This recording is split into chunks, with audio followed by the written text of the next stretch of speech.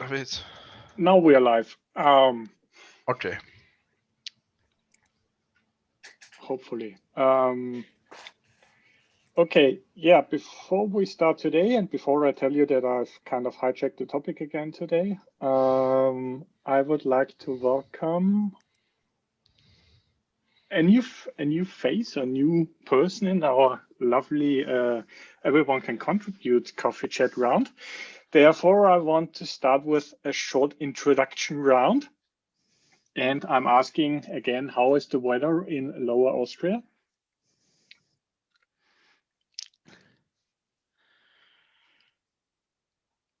Lower Austria is muted, so he needs some time. It's a little bit rainy outside, but it's fine. So my name is Michael Eigner. I'm a product manager and software engineer at the company called ZKW in Austria. We make headlamps for the automotive industry and a part of the LG corporation.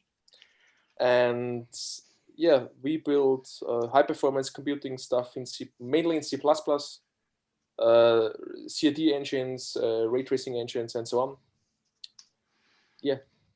So I will hand over to Niklas. Okay. Yeah, my name is Niklas Mietz. My name is Niklas Mietz. I'm currently working as senior DevOps engineer at Verity. What we are currently doing is we provide detailed identity cloud solutions for enterprises.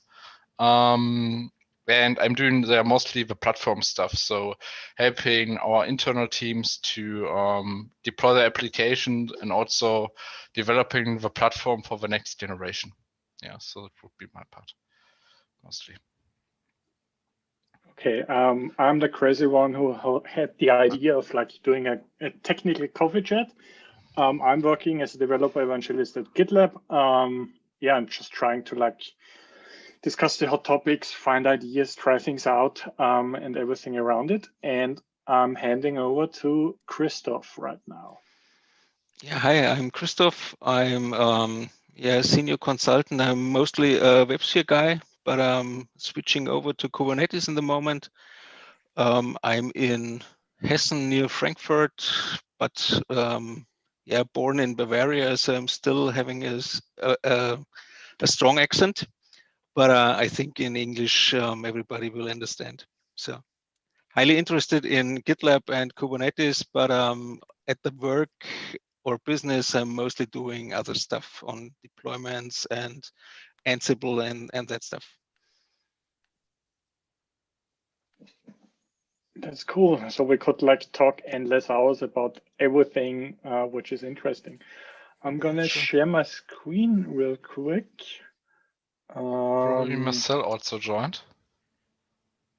Yes. Hi. Hi, Marcel. Would you like to introduce yourself just in 5 seconds? Just in time. Yeah.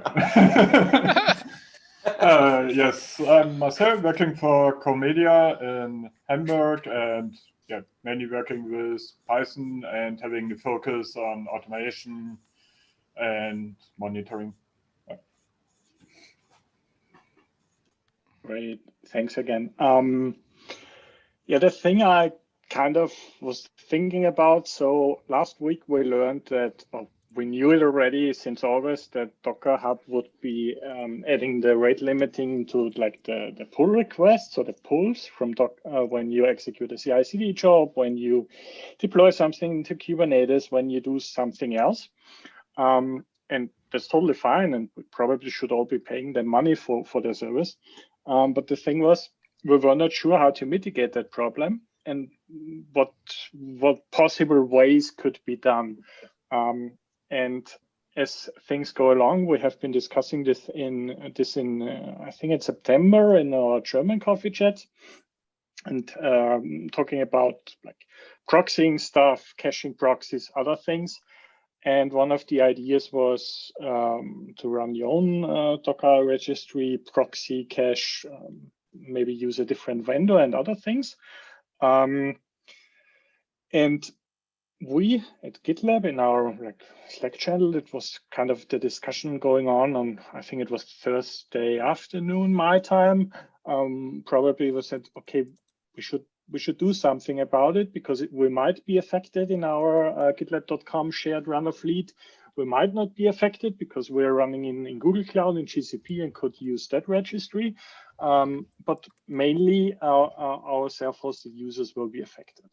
And one of the things which resulted out of that was, or out of the discussion, and this is linked in the agenda as well, was that we found, this is a blog post, and we also found documentation how you can actually determine whether you're affected from the current rate limit. And we learned that there is a new response header, which is rate limit and limit remaining. And with some curl magic, you could obtain an access token and later on use that for like doing a real pull request, which kind of decreases your limit, which is bad. But this is the only way to find out whether you kind of have reached the limit or not, or you will be reaching the limit. And one of the things was, okay, now that we know that how to like mitigate that, we should probably also write down specific things which can be done. And this was kind of the second approach which we took, was to write a blog post, which went live last Friday then, to say, hey, what's possible? What can you do about it? Especially because at that time when we discussed it was not clear that Docker will be soft enforcing the limits, which is right now, I think, 5,000 pull requests. And later on, it will be 100, just 100. And so we said, well, maybe we want to use a registry mirror, which is available. Which situation is like going on? What can you do? And some like usable examples. And I kind of figured that it's a long blog post. So my team members have invested. Basically, it's a huge brain dump, and we are looking into ways of like updating it and sharing even more knowledge. And another point we discussed was, yeah, we have something already, which is called the dependency proxy. And then I was like, yeah, but it's just like, it's in the premium tier right now. So if you're using GitLab self-hosted in the core or community edition, or even in the starter version, you couldn't have access to that. And so the quick decision was made to say, okay, we're moving this to open source. This will happen in 13.6, which will be released on the 22nd of November. And then we're hoping to work together with everyone, like adding more features, getting ideas, what else can be proxied and cached and other things. And I think we discussed lots of other things out of that, and we're truly happy that we kind of had published 2 blog posts on Friday night in European time zone. The thing was, when everything happened on Monday, and I think it was 9 a.m. PT, which is 6 p.m. European time zone or Z. I was like, yeah, but this whole curl command thing, you don't want to use that in your monitoring or somewhere else. Might be maybe I can like write something else.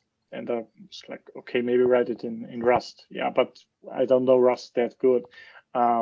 We're just learning Rust. Golang, yeah. I kind of had a brain block, and then was like, oh, I know Python, and I can't write Python like when I'm sleeping. And so I was kind of saying, okay, I'm writing a Python script now. And then, okay, maybe let's just make it a monitoring plugin. And this was kind of, it was fun to code, actually. And you can add it into your monitoring system. The only problem is that it decreases the remaining count by 1 each time. So it's still not perfect yet. And I think it's worth a discussion on what else can we do? Should we like there was a challenge discussion on Twitter yesterday, I think, where I said I'm not rewriting that in Rust, and Niklas said yes, challenge accepted. So I'm not sure if he will be writing Rust today or someone else, or maybe we don't even write Rust today. I don't know. The thing is, I want to learn, or I want to hear from you. What have you done to mitigate the problem? What are you using currently? Are you affected by that? What are your thoughts around this? Maybe kicking things off with Christoph, who joined, who said it looks interesting.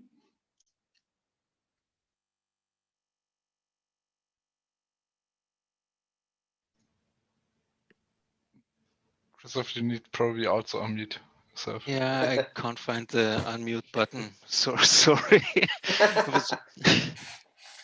No problem. And to be honest, I didn't understood the question, or I haven't really listened. So I'm really sorry. So now back focus on the meeting. Can you repeat the question? Are you affected by the Docker Hub rate limit? And what are your thoughts on solving the problem? I'm not directly affected because we mostly have our local registries running here for Kubernetes in the enterprise networks. So I'm doing mostly stuff for financial institutes, and though we host mainly everything on premise. But on my private stuff, I'm a little bit of affected. So I do some Docker stuff on my local machines, on my Pis, and so on. But I haven't recognized any errors in the moment. So, but I think it's in the middle of that Docker will just disappear, because I think it started when they sold their enterprise customers and lost the battle with Kubernetes, and that's the next step. It's hard, do you vendor your you mentioned in the enterprise, in your enterprise sector, do you vendor the base images? So Ubuntu or we get it from IBM and other companies. So okay. they provide us, and so we just have to import them. Okay. But our company has some little containers, but nothing which will be affected by 5,000 download counts or something like that.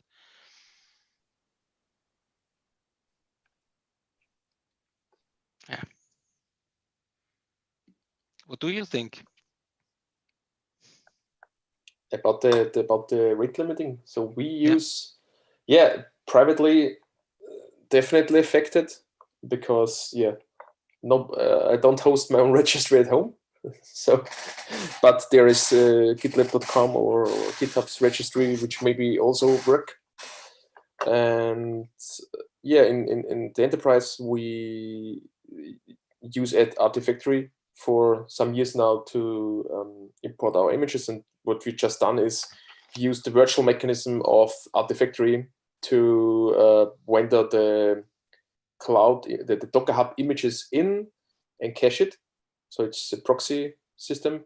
And Artifactory has a nice feature that you can go into the GUI and turn on the offline switch. So if anything goes wrong or not in the way we like, we have some kind of emergency button, so we can guarantee that our system is running. But we also now use the vendor everything in approach and host it ourselves. And it's generally, I think, the best idea to host your important stuff at your infrastructure and not relying on another infrastructure part. It's definitely a better thing, and it's a good reminder that if it's free, or if you have something in the cloud and you don't own it, then it could be a problem in the future. So we have no problems at all. And then I guess that the new changes, which Michael has said, with the header, I think the Artifactory guys will implement such thing into Artifactory directly. So I'm fine on the enterprise side. So how does Nicholas solve the problem? Or tackle the problem? Right now I didn't solve a problem because we aren't currently not affected, because we don't have so many CI builds currently that using external images.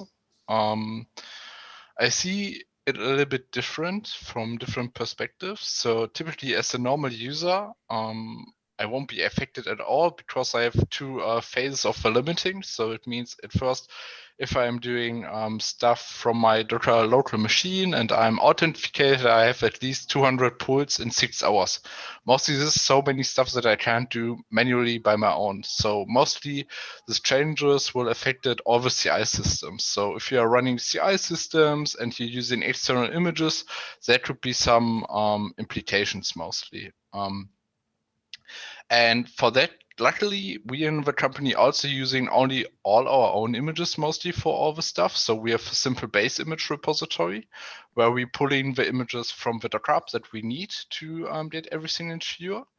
But the hard part about all the stuff is mostly because we're doing a way of syncing the stuff manually is to updating all the child images of the base images. So we have a parent that gets updated, and when do you notify them to update them all at once? So probably you don't want to do that when you need to handle at least 50 or 100 repositories at once, because currently everyone doing a really distributed way in our company. So that means we have a lot of repositories that are independent from on, but when we are saying we are updating our base images from the operations side because there come some security issue, it was in the past, it was really hard to sending a pull request to the developers and open it into the repositories and notice them, hey, please update your base image because a new version comes out. So this is another problem when you're doing the stuff.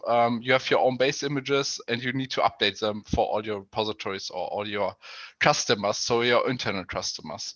The different approach that can be used for that is mostly that a lot of people now recommend to use is to using a proxy. So like you can use the dependency proxy in GitLab, you can use the pull, if you're using only Docker Hub, you can using directly the Docker distribution as pull-through cache.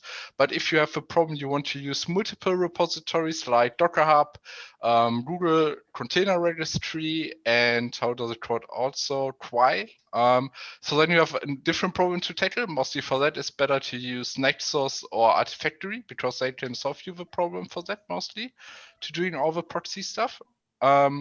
But I think this isn't the end mostly because then you save your base images mostly. But what you also need is to cache the dependencies in the Docker image mostly. So for example, if you're using a Debian-based image, you should also cache your pages that you are currently using. Because sometimes it could be also happen that changes are happen on the Debian base if you're using a Debian based image. So this is also, so you are shifting a little bit the problem mostly. And for that case, you need also be ensure that if you're using Alpine, it's quite straight away because Alpine has the options in his operating system by itself because you can package all your artifacts into one tar and can using, for example, a simple stretch image and then copying only the dependencies into your next image that you want to use and can be ensure that you're using only the correct package versions on that. Yeah, this is the short outlook what we are currently doing. Currently, because we haven't not so many images, we're sticking to the base image approach because we have around 50 between 100 base images. So this is quite comfortable to maintain it in a single repository, having a little GitLab pipeline to update them, pulling them from Docker Hub and shifting it into our own registry. So for that, it's quite straightforward, mostly. So this would be it's the simple approach, but this has also some caveats, can have some caveats, yeah. Probably you will see in future that a lot of more companies will have offer us a public registry. So for example, ECR will probably have an option to mirror all the stuff. Google Container Registry has also the option to mirror all the images from all the sources. But we will see probably that more options come to this. A different problem is mostly then that we have a lot of distributed ways where we can get the images from.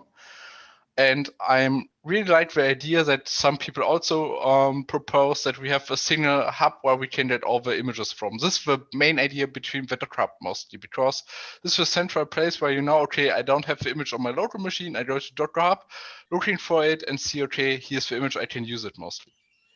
Hopefully we have some supporters for that, so that the CNCF will sponsor that, or someone else who has a public registry that can help us to reduce the mitigation of the high distribution that you need to know at least, okay, for this vendor I need to go to this Docker to this repository URL, for this vendor to the different URL, or you need to set up a proxy to cover the problem.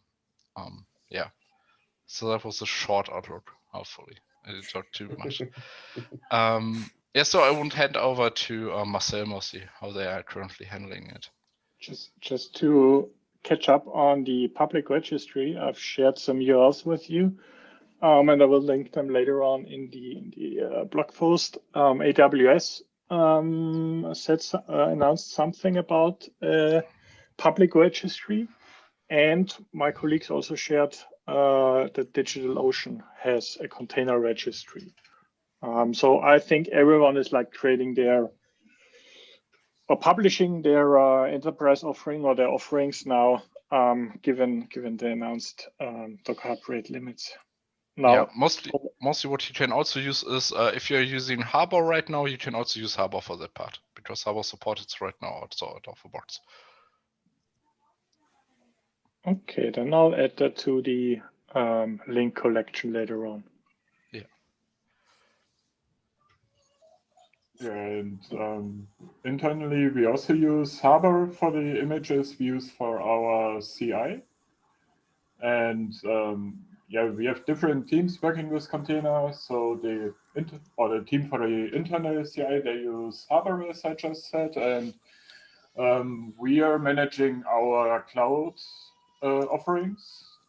And we actually use our rendered images we download from Docker Hub, and we use the ECR at Amazon for these images. So we don't download images from Docker Hub directly that often, because for us that is part of our release process. Like we released our infrastructure code independently from the product code, and yeah, there are several release processes internally. And so for now, we are not really affected because we do have the base images already. We update them. Yeah, not that often. That 200 downloads in 6 hours, I think, is the limit that this would affect us. And yeah, for now we solve it with the VMware Harbor and Amazon ECR.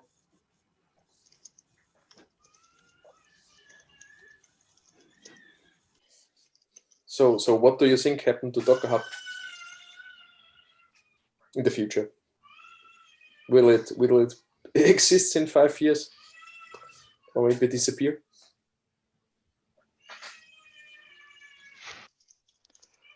I don't think in 5 years it will disappear mostly, but I think it won't be so used so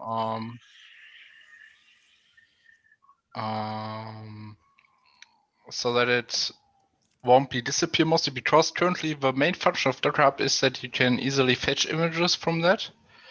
And the other problem, or not problem, is right now if you're using the Docker Hub, your Docker daemon right now, the Docker daemon is configured to pull automatically images from Docker Hub. So you can't change it, at least also, if you don't recompile your Docker daemon.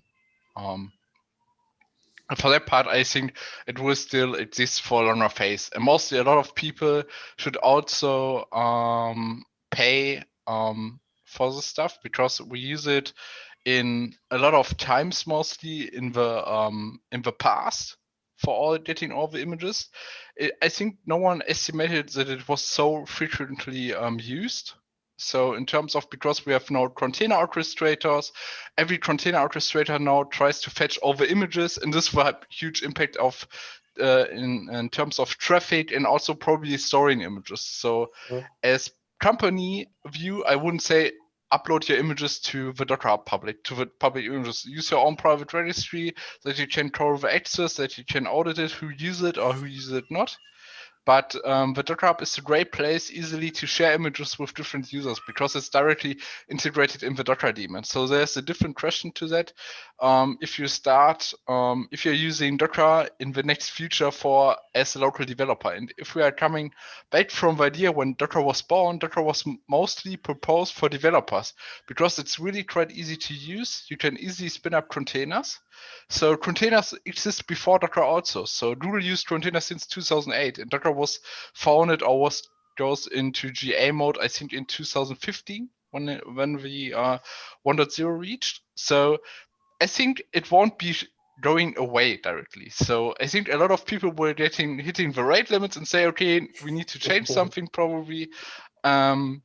But it's quite more also an interesting point of view from the vendor side. So if you're selling your software, how can I get my customers quite easily benefited to use my images? So currently we saw in the past already that because, for example, Elasticsearch have their own repositories. They don't use Docker Hub at all, mostly. If you want to get the latest Elasticsearch image, you need to go to their own registry to download it.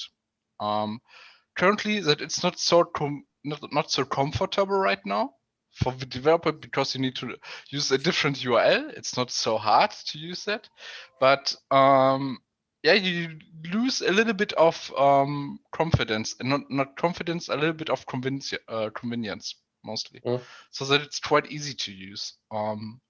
And we will see how it will evolve mostly. So the interesting part is, will Docker ever release environment variable or something like that you can wipe out the Docker Hub? So it would be much easier to integrate that. But I would guess that's a thing they would love to have from their enterprise side. Yeah, but you need to see how many people using Docker Hub in production or Docker daemon in production. Right now, the community decided to use their own container runtime mostly. So I know a lot of people that are using containerd directly instead of the Docker daemon to use that. And also we have the different optimized operating systems. So for example, like Flatcar or Container Linux. Container Linux is dead right now. Yeah, it's dead right now by CoreOS. So there's a Fedora Container Linux, it's the same mostly, where you're running only the parts that you're really needing. And currently they don't use Docker daemon to start this. You can decide for container runtime, you can use containerd. Containerd will pull all the images and start with containers mostly. So then you don't be forced to use this URL. Probably you can have a lot of more convenience that the developer doesn't need to care about which URL will be used. So that means probably you need to have more rules in your Kubernetes cluster and your container orchestrators, mostly like that. So for example, like we have in development, we have something like linting options, what you can do or what you can't do. It will be same appear for container, and there are already solutions for that. For example, you can use Open Policy Agent to restrict your whole cluster to say, okay, you aren't allowed to use any images from Docker Hub. So that doesn't need to be technical implementation. So that means it doesn't need to be something like, hey, okay, we're switching the DNS or we shifting, we don't allow external traffic to all of this stuff. We can use this in a more higher level. So for example, we could use OPA for that, and it will tell the user, okay, you shouldn't use this image. Please use the correct image URL, so that the user feedback or the developer experience will be a little bit better. And you have it in a really conformant way because you can test your policies and also writing them in a really easy declarative way, mostly. Yeah. So what are the options if you don't have a Kubernetes cluster? Like GitLab CI runners or something like that, if they're not running on Kubernetes? Is there anything? OPA can work also on every daemon. It works also only with Docker mostly, with Docker daemon. So you can enforce the same policy rules. Can you paste the link in the chat, please? Yeah, I can place it. I need to look. I can probably the Kubernetes, but it works also with Docker because I checked it earlier. So the Docker, so this for the authorization part, but this will also work for the policy part. Yeah. I have another question since you mentioned like the Docker CLI and Docker for developers. What do you think about Podman and generally speaking about OCI and like the standards which are out? Do you think that like Podman now being endorsed by Red Hat and Fedora and OpenShift, do you see that on the rise for other vendors and other systems? From which, who's the stakeholder for that? So typically, I would say as a developer, so for I'm in the role as a developer, I want to develop my application mostly and want to ship it into production. So I would say I don't care at all, mostly. So I don't did the decision if it's Docker or if it's Podman. I want to have a simple, streamlined way. So this could be something like a simple tooling. So if you are looking into bigger enterprises, so for example, like we discussed in the coffee chat with Waypoint and so on, probably there are some platforms that support this and you don't need to care about that as a developer at all. So probably you want to do only a Git commit and everything happens automatically. So this was where OpenShift began, like in this way, and also like we have now Cloud Foundry, what is a really bigger platform, or Heroku, who doing all the developer experience. Mostly this comes in terms of what is the feature set of your platform. So as an operator, I could say, okay, I could be impediment, okay, should I stick to Podman or should I use Docker or should I use Containerd? This comes a little bit about stability and how is my experience with these tools mostly. But when we are looking from a platform perspective, like operators, so currently I would say, okay, my platform is Kubernetes. I'm currently down here right now. What is the real container runtime? In terms of first point view, but you need to care about that. Probably when you have problems in production, you need to understand how Podman is currently working and how is Docker working. And when you're going down the rabbit hole, probably you need to understand Linux at all, because all the container stuff are only Linux namespaces when you're coming from the side, because Podman and Docker is only an API for that case. Yeah, that's true.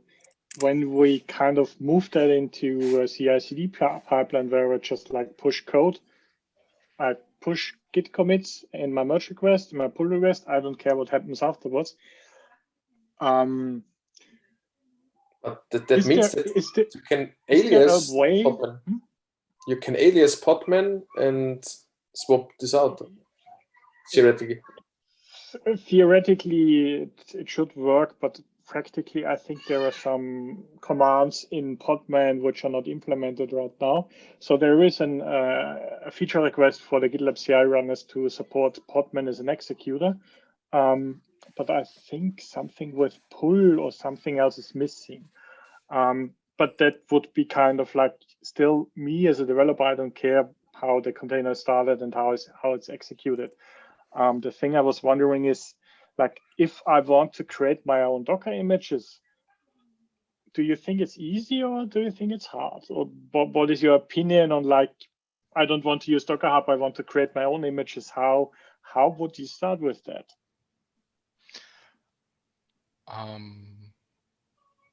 If no one wants to say something, I would say something to that part, because I have this also in the past mostly experience from developers. I think the question was for you. Okay. Now I don't want to hijack all, so it shouldn't be a coffee chat only with Niklas. Niklas starts over hour. It was actually a question to all who are not so experienced with like creating Docker images.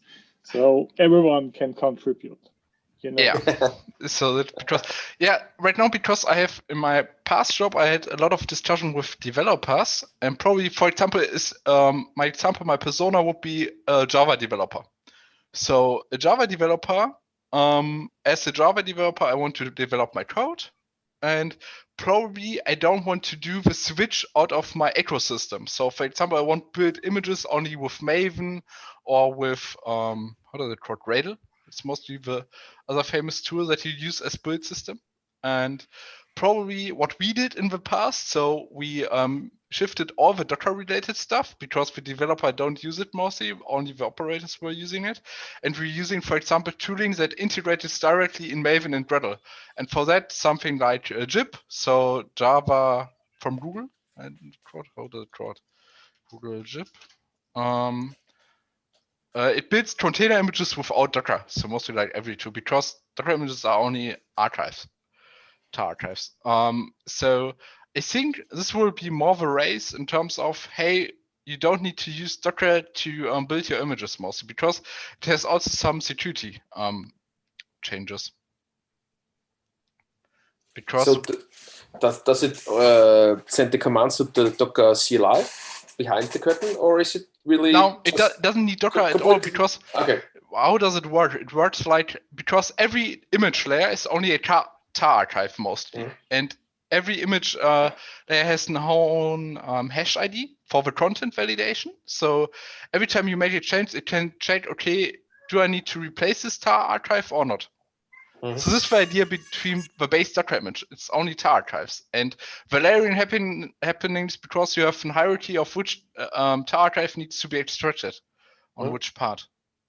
And for that, this is the reason why you don't need Docker to build this. Probably this is the reason why people shifting from Docker to use different tooling, because you need to have run at least a Docker daemon, and the Docker daemon needs to have root privileges on your system to build a Docker image. So this could be a security issue for some people. Definitely, yeah. But for that, you can use other tools that because we have now. But it's important that this shift can only happen because we have a standard. We have a standard OCI, Open Container Image, and this allows us to do this using different tools, because the outcome is every time is an Open Container Image. How does it draw it? I think it's drawn Open Container Image. So this is the Moby project, or? No, it's a different spec. It runs under open containers mostly. Okay. But I just want to like highlight an emotion when I'm not so deep into all the things, and I hit the rate limit now, like coming back to the 429 problem. How would I start with like creating my own Docker images? Should I use, like, if I use GitLab or GitHub or whatever? What's the best way to say, hey, I want to maintain my own Docker images? What would you say in that regard, without going into like left tool, right tool? I think the tooling shouldn't really matter. It should be like the process of create an image, push it somewhere, and how to use it then. And I would love to hear your recommendations for someone who's like trying to solve the problem in the next day or in the next week.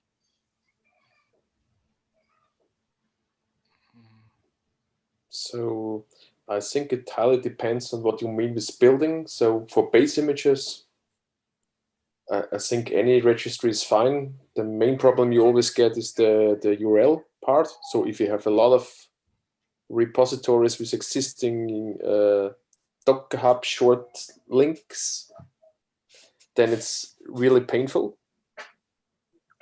So that's what Niklas is mentioning, is if you can switch it, it depends on your environment. If you can do it in your Kubernetes cluster, then I would go this way, but and restrict it. But at the end, I would say if you have GitLab and you have access to the package registry, make a CI job, build your image or pull it down and push it to your registry is definitely a good thing, and find a good way to update your URL for existing images. So you mean updating the CI configuration with the image tag? Mostly. The thing is, I don't know if there is a better way to do it, but if you have your GitLab CI file, for example, and you have your blah, blah, blah, Python 3.6 or 3.8 or whatsoever image, then without changing, aliasing the Docker CLI or something like that to another tool, you have to change the URL and make it a near full qualified domain name. And that's the major pain point we have, is to update this stuff, but we have added an environment variable as a prefix, and so we can turn it on and off. But you have to change a lot of files. So if you have hundreds of projects, I wouldn't like it. So if you're let me just share my screen. I haven't checked it out what one of my team members, Greg, has built, but I could show also a small example. I will link that. So this is something, and I was kind of asking in that direction because I know that we discussed it also, like how to update all the CI templates. And one of the ideas was that we have kind of a variable which does that, and some updating script. Let me just see. This was a proof of concept to see whether we can like update our own images which we needed to migrate. It's basically pulling everything from Docker Hub and then recreating it, tagging it. This is the important part, and also then pushing it. And the local delete, because otherwise your hard disk will explode. Just see what this does.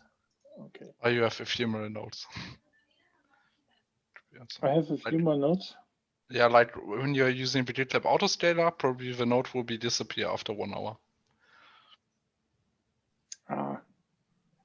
Just curious. Okay, yeah, it was more or less a proof of concept. I wouldn't recommend trying it out in production right now, but I know you've said you also want to share something. So yeah, okay. I want to share you hijacking the part of wait, let me check which is the correct window, because I don't want to share my 4K screen so that we need to dig into everything.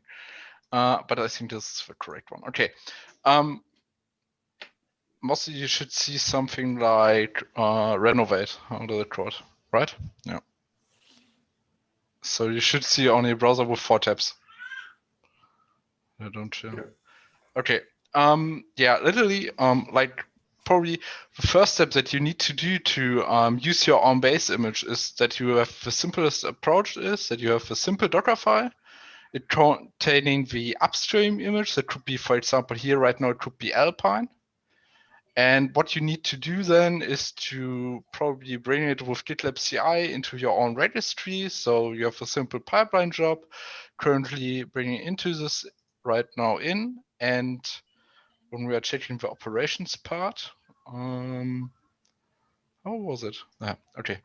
Luckily, we have now a lot of tags in there.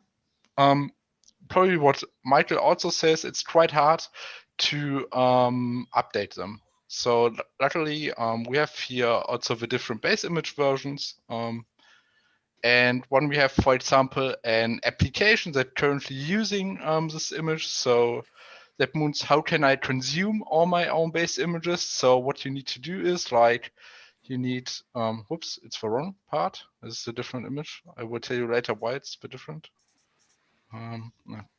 Wait, shift to that. We have here now the simple, and this could be quite tedious to update this every time. So you don't want to do this on your own, doing it, going out to your repositories. And here comes a cool tool in that I found out. And this tool is called Renovate. And Renovate can do a cool job for you mostly. Because what it does, it can scan multiple repositories and checking, for example, for Docker files and looking if the base image has been updated or not. And will create automatically a pull request. So you can have also more configurations in terms of, hey, when should it be applied? Should it be auto-merged? Should it be rebased when a new comes in, and then we can automatically, easily, when we have a full automated pipeline, we could also say, for example, it should be auto merge. So when our checks will happen, I could merge this in, and for that, we have this tool. It's called Renovate White Source, I think. And literally, what's really cool about that? Let me check.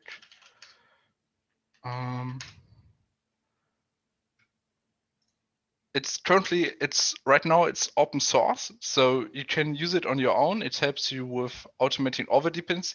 It's not only for Docker, you can use it for all types of dependencies. When I checked into this mostly, I found out that you can use a lot of more about that. So in terms of looking, where is it?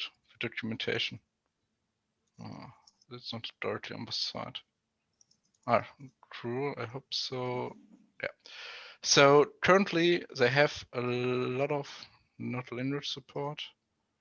So you can have different decisions which platform you want to use, which managers, and managers comes now in. So which tools or which can be updated automatically. So it means you can update your LHC dependencies, you can update your npm dependencies, also Docker, Docker Compose files, Docker files, also GitLab CI YAMLs, what's really great. So then you would also tackle the problem that Michael before said.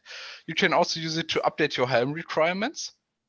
And what you need to do to update this is really just straightforward. So I have a small image that it's called a renovate Docker image. So this is currently the pipeline that I am currently using to build the image. Okay, I don't have the job right now for updating the image, but currently renovate needs to be installed as is an npm package. So you need to write your own npm config.js, and for that you have at least you can define your platform. We use GitLab for that.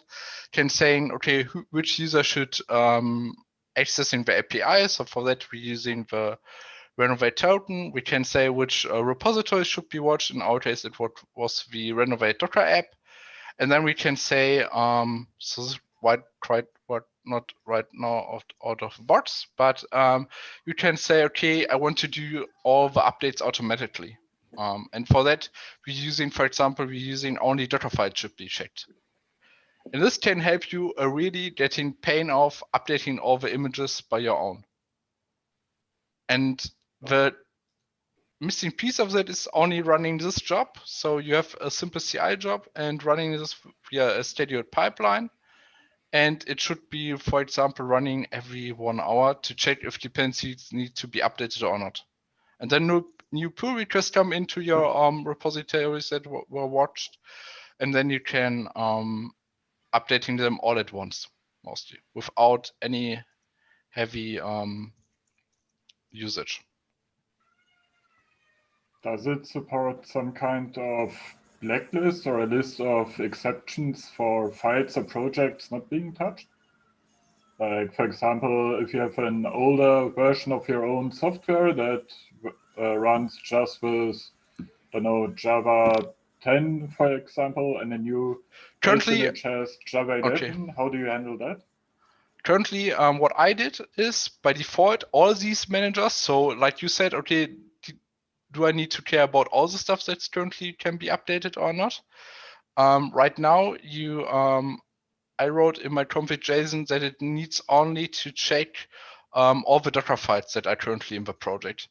You can also writing your own regex expressions to do all managers that are not currently generic built in.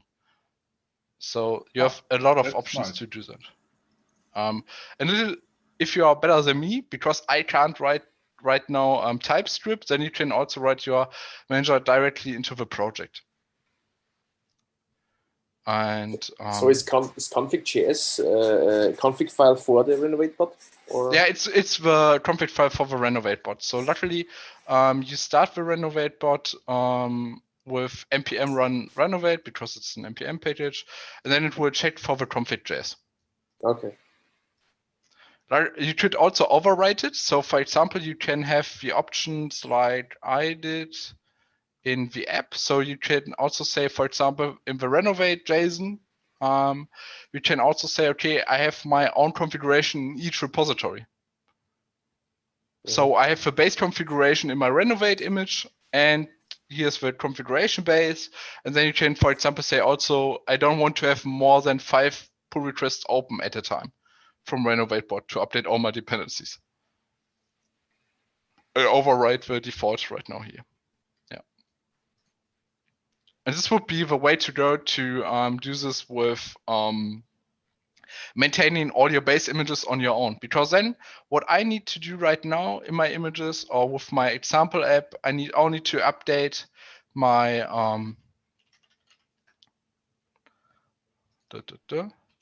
So if I need to update only my base right now here. So would probably pin it to, I think 13 is not out, right? Let me check. Linux. Let me check something. Okay.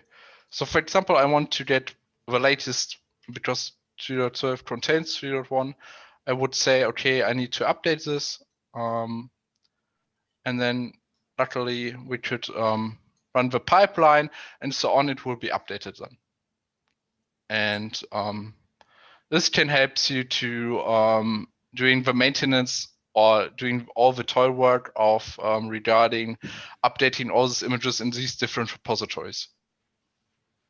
And this is one point of getting into more the part of automating all the stuff. I'm currently looking for links because I found a great blog post about that, how you can achieve that. I'm probably that I can share them. Need to look into which node it was. Yeah. Was something like code renovate. Okay. I know where it comes from.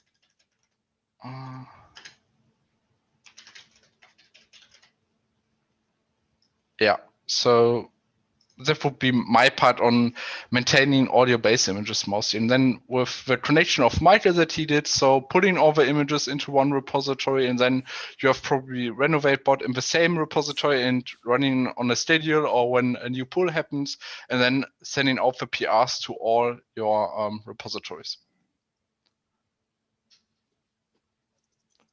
And you don't need to do any manual work. And then you probably can have some monitoring to see which currently dependencies are in the cluster or not, or getting stack notification when something gets updated.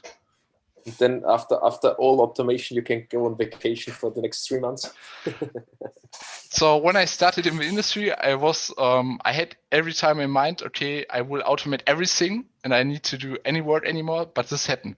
This doesn't happen right now, and I don't see it in the future because we have more parts to maintain. So probably I will do it at least for a longer time. There's always more to come, always. Yeah. But I think it's really great. I need to try that out, especially because if we find a way to propose an example which works for everyone, it should make it easier to say, hey, you follow these 10 steps, and then you have your own container registry update, whatever is going on. Because I can imagine that, yeah, this could be a real problem. So first you're starting with Ubuntu latest, and then you're deciding, okay, I need to stay with like 2004.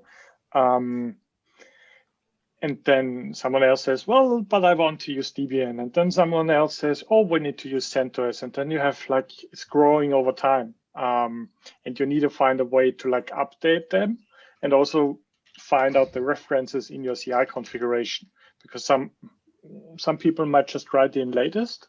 Others might just specify everything, and specifying everything then also needs some security scans and security integration, like scanning the Docker images for vulnerabilities. This is the second part of that, additional maintenance. So it's not done by Docker Hub for us, but we need to take care about security ourselves. yeah, I think everything which helps making this easier is more than welcome. Yeah, and also probably you need like, because we are all lazy people, so sometimes I would say, okay, I would something use in the Docker Hub, but then you can use, for example, Hadolint or the Haste Docker.lint file. If you're checking the image is quite cool, and probably you can run it and say, okay, I'm allowing only the pipeline that have access to a trusted registry. So for example, it could be only that your CI will only continue to work if it comes from your own images, so that you have a fast feedback loop for the developers or for yourself. Okay, I don't using a public image right now from the Docker Hub and not from our own.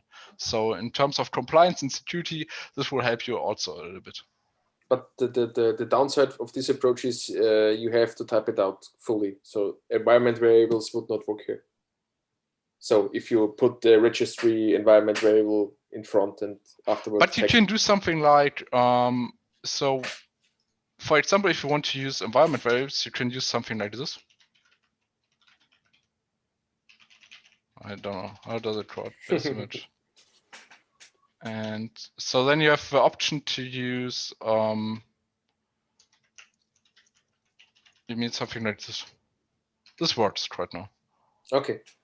So, and then you can say, for example, if you want to build a new image, currently you can say docker build and then base image. I don't know. So something what's currently we want to downgrade. It doesn't make sense at all, but you want to override it, and you can do something like this. Yeah. But I don't like the idea of that mostly to do this because it's not written then into the CI system. So you have no source of truth of that. So there's no declarative way. So I like more the approach of replacing that so that you have something more. It could be something like this and then changing it right now here.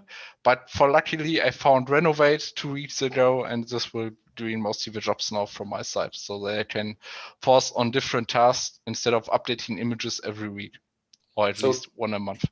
So do you think, is it possible to write some NPM scripts, whatsoever scripting language, that you just make an alias for Docker and regex out the address and make it inject the environment variable or something like that, so that you don't have to, so you can update your CI runners or something like that they do the job for you?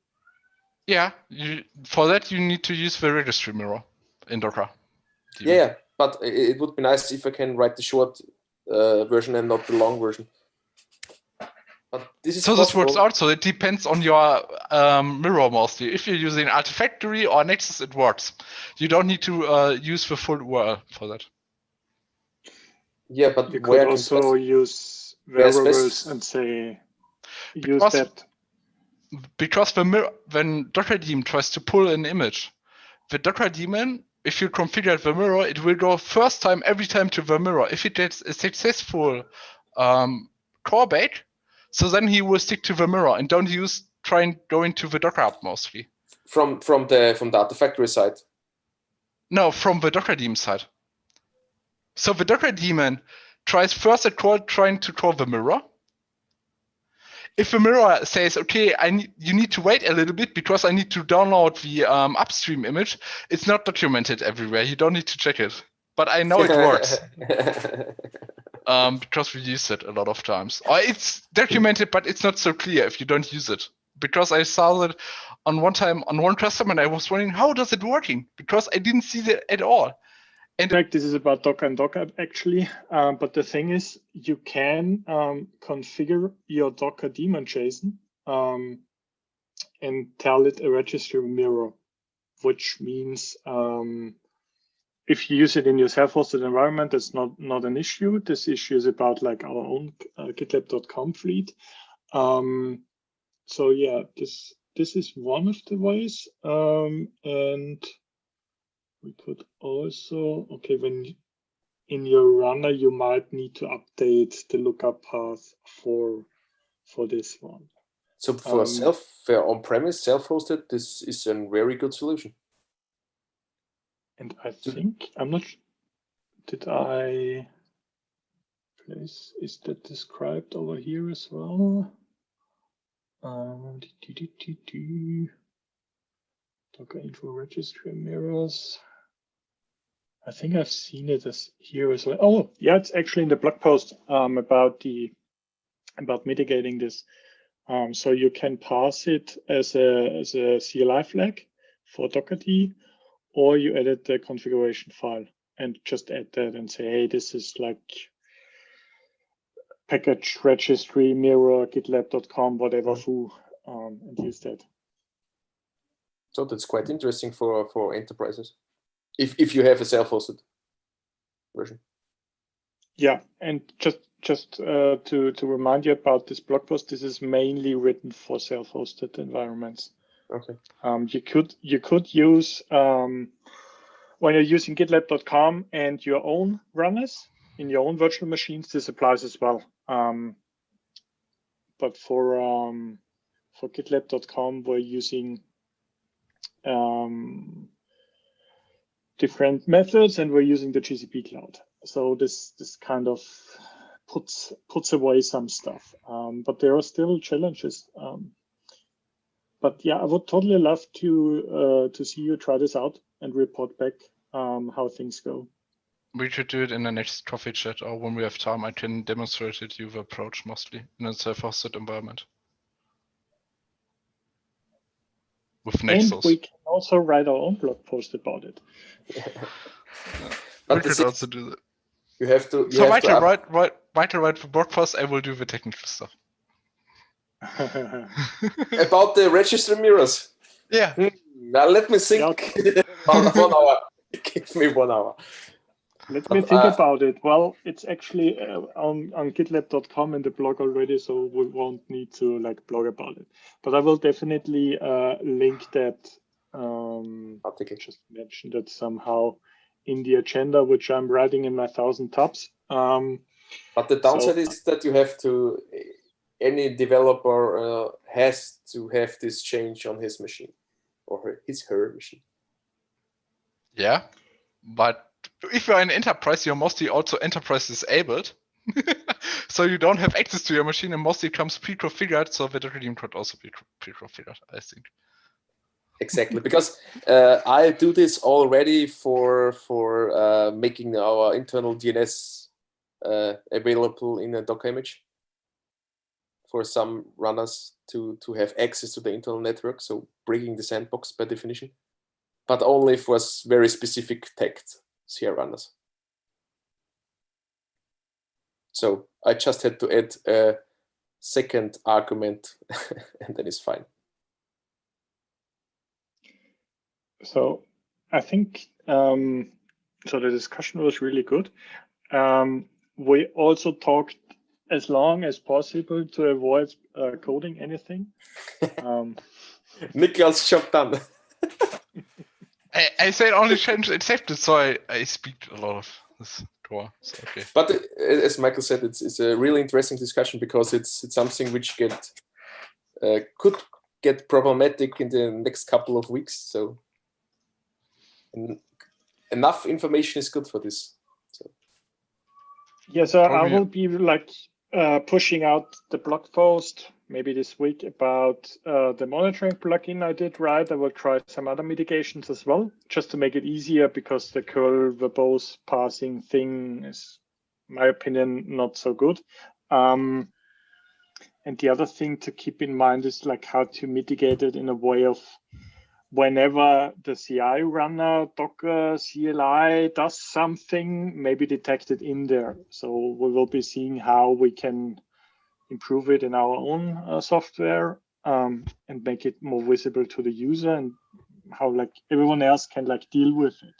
The problem is, or one of the problems I've seen is currently everything runs out unauthenticated. So even if you say, hey, I'm getting a pro tier from Docker Hub now because I really want to pay them, and I think they deserve the money, to be honest, I still need to edit all my CI configuration because I need to add the Docker login.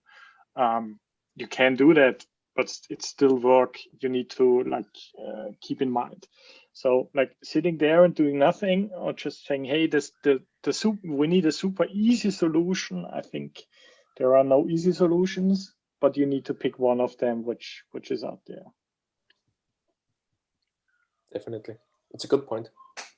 There are a lot of solutions, so many ways go through Rome. So literally, there are a lot of options that you can use, and mostly you need to see if it's not too over-engineered for your use case, or if you understand it also at least. So there's also some big impediments. But I think the ecosystem has trained for that. So we have a lot of tooling. You don't need to rebuild. You don't need to reinvent the wheel all at once. So everything is right now out there. You need only to stick the pieces together.